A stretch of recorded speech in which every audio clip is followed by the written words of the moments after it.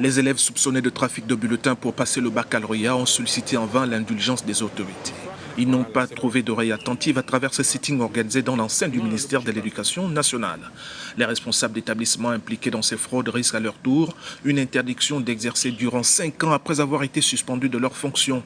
Pour la convention syndicale du secteur éducation, la procédure des sanctions viole les textes et les lois de l'administration publique. S'il y a la preuve de falsification de bulletins, il n'y a pas de raison qu'on autorise ces élèves à participer au plus grand examen du secondaire qui nous permet d'accéder au supérieur.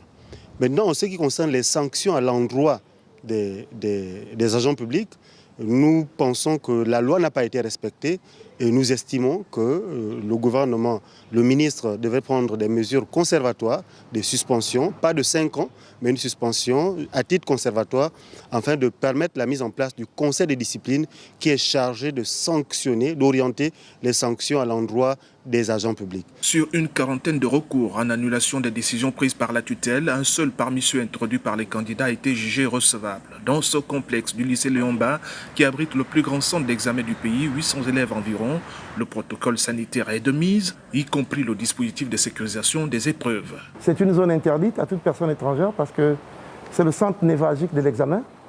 Personne n'a accès ici, sauf les membres du secrétariat. Où sont les masques? Il faut les mettre obligatoirement. C'est une année scolaire plombée par une crise sanitaire sans précédent. Après 4 mois de suspension de cours, les élèves candidats n'auront eu droit qu'à 3 semaines de révision. Autant dire que l'issue de cet examen ne manquera pas d'intérêt. Ici Libreville, Ismaël Obianzé, texte Akikassam pour Midi 1.